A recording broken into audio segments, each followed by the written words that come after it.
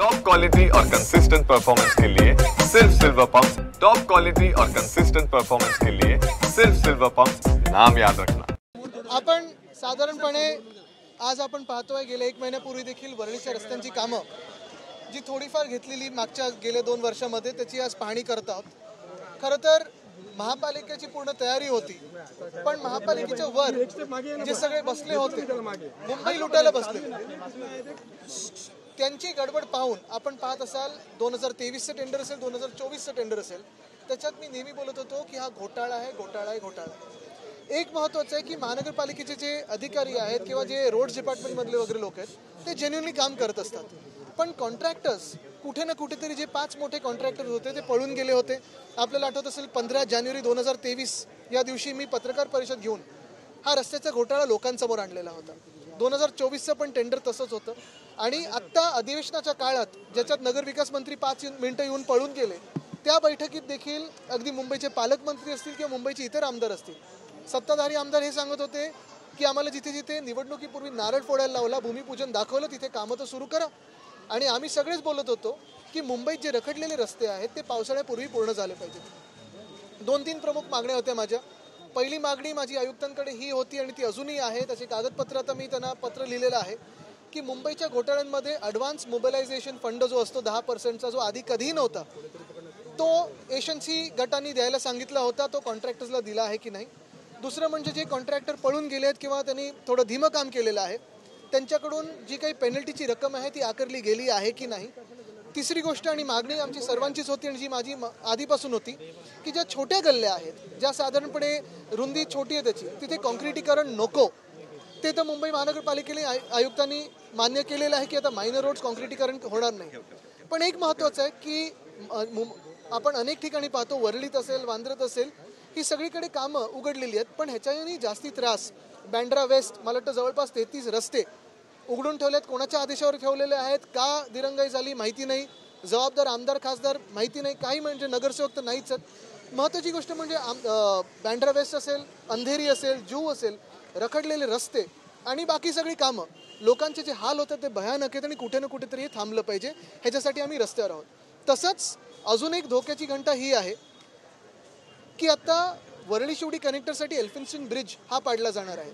माझ्या विनंतीला मान देऊन संजय मुखर्जींनी त्यावेळी परीक्षेनंतर आम्ही करू हे सांगितलं होतं, ते मान्य केलं। पण माझी ही पण विनंती राहील पुन्हा एकदा आणि आग्रह राहील की जोपर्यंत गणपतराव कदम मार्ग पूर्ण होत नाही, आर्थर रोड जेलचा मार्ग पूर्ण होत नाही, तोपर्यंत एल्फिन्स्टन ब्रिज पाडू नये। 31 मे पर्यंतचे डेडलाईन खरं दिले आहे, मात्र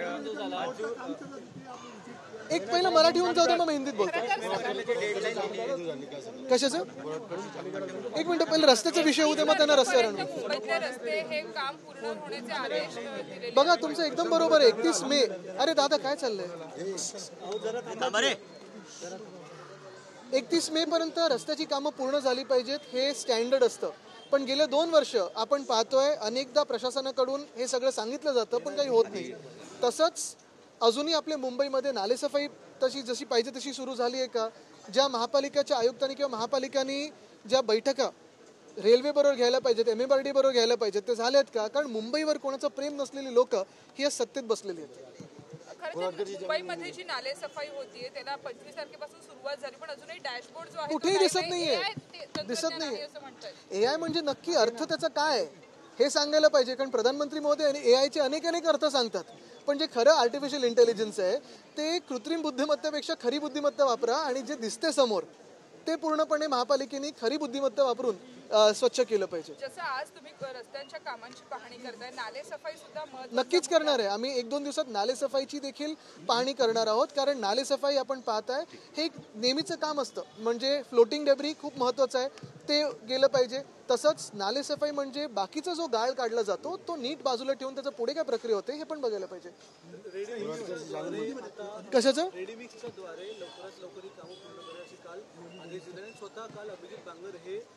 नाही बघा, तुम्ही आता एक काय आहे ना की आता डेडलाईन जवळ आली म्हणून नुसतं थुकपत्ती करून चालणार नाही, आपल्याला खरी जेन्युइन कामं करायला पाहिजेत। आणि म्हणून हे जे काही कॉन्क्रिटीकरण इतर मुंबईत झालेलं आहे त्या कुठच्या दर्जाचं आहे, काय नक्की झालेलं आहे हे पण आपण पाहायला पाहिजे, कारण अनेक ठिकाणी आपण पाहतोय की कॉन्क्रीटचे रस्ते आता म्हणजे आपल्याला आठवत असेल DN नगर मार्ग जो आहे तिथे म्हणजे पूर्णपणे ते अंधेरी स्पोर्ट्स कॉम्प्लेक्सपर्यंत तिसऱ्यांदा खोदून ठेवलेलं आहे. काही ठिकाणी अनेकदा खोदून ठेवलेले रस्ते आहेत, पण नगर विकास मंत्री जे यशवंतसिंह गटाचे आहेत, जे 2 वर्ष मुख्यमंत्री पण होते, त्यांचा घोटाळा, त्यांचे खिशे भरलेत, पण रस्त्यांमध्ये अजूनही कुठे माल भरला नाही. एक मिनिट पूर्ण होऊन दे ना. मग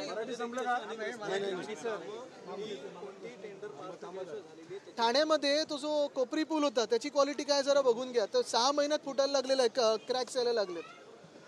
जसं यशवंतसिंह गटाची क्वालिटी तसंच ते रस्त्यांची क्वालिटी झाली. काय सांगाल म्हणजे आता मुख्यमंत्री त्यांचे एवढे जवळचे आवडते असल्यामुळे हे सगळे राज्यात चालू आहे. म्हणजे ह्याच्यातून एक महत्त्वाचा मेसेज त्यांनी देशाला दिलेला आहे की आमच्या महाराष्ट्रामध्ये तुम्ही छत्रपती शिवरायांचा अपमान करू शकता, तुम्ही महात्मा ज्योतिबा फुलेंचा अपमान करू शकता, तुम्ही सगळ्यांचा अपमान करू शकता महापुरुषांचा, आणि भाजपचं सरकार असेल तर सगळं काही चालू शकतं. काय काय संभाजीनगरमध्ये पाणी आहे, मात्र छत्रपती संभाजीनगर असेल किंवा आपण पाहतोय मुंबईची देखील पाण्याची टंचाई तशीच आहे. आत्ताच आपण ऐकलं असेल पाण्याचा दाब हा अनेक ठिकाणी येत नाही, अनेक चाळींमध्ये अजूनही पाणी चढत नाही. काल पण मी आयुक्तांना विचारलं की पाण्याच्या प्रश्नावर उत्तर काय आहे, तर ते आहे. आणि छत्रपती संभाजीनगरमध्ये मला वाटतं जवळपास 11 की 12 दिवसांत पाणी यायला लागले. लोक रस्त्यावर उतरले तर परत हे लाठीचार्ज करतील यांच्यावर. पण कुठे ना कुठेतरी हा जो लोकांचं एक फ्रस्ट्रेशन बिल्डअप चाललंय त्याचा उद्रेक कुठे ना कुठेतरी होणार आहे.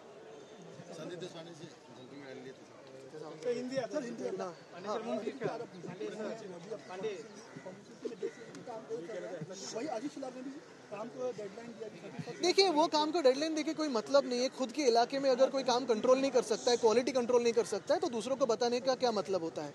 उन पे मैं बात नहीं करता क्योंकि आज भी मेरी ये मान्यता है कि उनको थोड़ी साइकोलॉजिकल हेल्प की ज़रूरत है. जैसे उनको डिपार्टमेंट्स दिए, बहुत शौक में है. लेकिन एक बात तो निश्चित है, 2023 में और 2024 में आप ही के माध्यम से जो मैंने कहा था कि ये करप्शन है, ये स्कैम है रोड्स का, वो आज प्रूव हो रहा है. क्योंकि जो बात मैं 2 साल से कह रहा हूँ आज मुंबई के सारे विधायक कह रहे हैं. मैं मेरा सौभाग्य मानता हूँ कि मेरे अभी वर्ली में जो अधिकारी है वो अच्छा काम कर रहे हैं और उन्होंने रोड की क्वालिटी भी अभी ठीक से कर रहे हैं. लेकिन मुंबई में काफ़ी सारे ऐसे इलाके हैं, अगर आप देखें तो वर्सोवा हो, अंधेरी हो, बैंड्रा वेस्ट हो, जहाँ बहुत सारे रास्ते खोद के रखे, बहुत सारे रास्ते जो बन चुके हैं वहाँ वापस क्रैक्स दिखने लगे. और अगर क्रैक्स की ही बात करें तो जो कोस्टल रोड जो हमने बनाया, जो हमारा सपना था, सपना जब तक पूरा हो रहा था तब तक इनकी सरकार आ गई और जो रोड्स की क्वालिटी थी आपने देखी कैसे डिटेरियोरेट हो गई. तो कहीं ना कहीं जांच तो होनी चाहिए. हम देखिए महंगाई बढ़ते जा रही है, वापिस से 50 से महंगा हो जाए. लेकिन जो 2012-13 में आंदोलन कर रहे थे वो कहीं दिख रहे नहीं है. जो सिलेंडर लेके बैठे थे रास्तों पे, हम भी उनके साथ बैठे थे, आज भी हम रास्ते पे हैं, लेकिन वो तो हवा में चल रहे. और बात यही है ना कि अगर आप देखें तो उस दिन भी मैं कह रहा था 2 अप्रैल को कि ट्रम्प के टैरिफ हम पे लागू हुए हैं. दुनिया में हर कोई देश इस पे ही बात कर रहा था, चर्चा कर रहा था कि इसकी इकोनॉमी पे क्या इम्पैक्ट होगा. लेकिन हमारे सरकार ने क्या किया, भाजपा की सरकार ने क्या किया, टैरिफ पे बात नहीं, बेरोजगारी पे बात नहीं, महंगाई पे बात नहीं, सिलेंडर पे बात नहीं. बात किस पर, तो हिंदू मुस्लिम पे. क्योंकि अगर हम बच जाए तब हमारी जेब कट भी जाए जेब तो कोई फर्क नहीं पडता सरकार को. थांबा काय चायनाने हॉलिवूड बॅन करायचा निर्णय, बघा बहुमत इथे कोणाचं. चायनाने हॉलिवूड बॅन करायचा निर्णय घेतलेला आहे. भारत सरकार अशा प्रकारे कडक निर्णय. बघा तुम्हाला सांगू का, आपल्या देशाच्या जे केंद्र सरकार आहे, पहिलं सांगितलं होतं पाक ऑक्युपाईड काश्मीर POK 6 महिन्यात घेणार. हे 2014 पासून आम्ही ऐकतोय. 2014 पासून 11 वर्ष झाली. 6 महिने ह्या नवीन सरकारचे होऊन गेले, पण पाक ऑक्युपाईड काश्मीर बद्दल मोदी साहेब काय एक शब्द बोललेले नाही, ते योगीजीच बोलले होते. त्याच्यानंतर दुसरी गोष्ट म्हणजे चायनाला आपण लाल आख दाखवणार होतो. चायनाने कितीतरी हजारो एकर आपली जमीन कब्जा केलेली आहे, पण आपण काही बोलू शकलेलो नाहीये.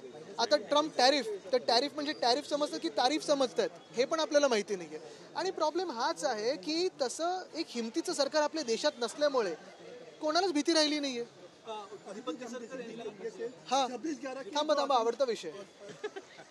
दीपक केसरकर यांनी थोड्या वेळात एक हे घेतली, पत्रकार परिषद घेतली आणि सांगितलेलं की जे कोकण प्रजातंत्रात निघालेले आहेत त्यांचं कोकणावर वेगळी प्रेम आहे. आणि मी जेव्हा अर्थमंत्री होतो त्यावेळी मी एक काजूच्या संदर्भात एक धोरण मांडलं होतं, ते देखील त्यांनी 2.5 वर्ष मंजूर केले नाही असं त्यांनी आरोप केलेला आहे कोकणावर. मला वाटतं पहिलं त्यांनी अजूनपर्यंत लहान मुलांना युनिफॉर्म का नाही मिळालेत आणि त्याच्यात काय अर्थकारण होतं हे सांगावं जनतेला, मग बाकीची उत्तरं आम्ही द्यायला तयार आहोत.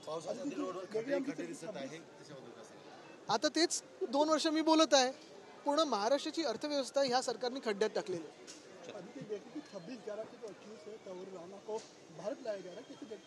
बहुत ही एक इम्पॉर्टेंट स्टेप है और मैं तो यही मांग करता हूँ कि जो भी हमारे देश पे हमला करे उसे पूरे अच्छे पब्लिक स्क्वायर में ही फांसी दे दो. लेकिन जैसे मैंने कहा ना कि इसी के साथ पीओके का क्या और चाइना जो ऑक्यूपाई कर रही है हमारी टेरिटरी उसका क्या. मोदी जी खुद ही देश को बेच देंगे. अभी बचा क्या है.